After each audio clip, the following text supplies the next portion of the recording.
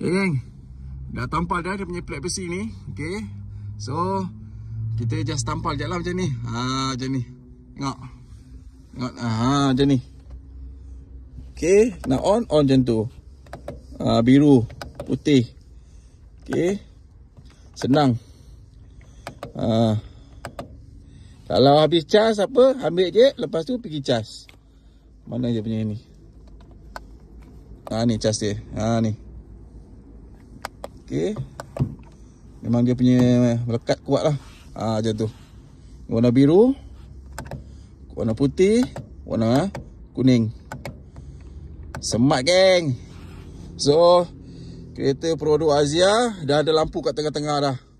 So tak perlu bergelap-gelap lagi kat belakang tu. Kalau nak cari benda ke apa ke, just tekan je. Macam tu geng.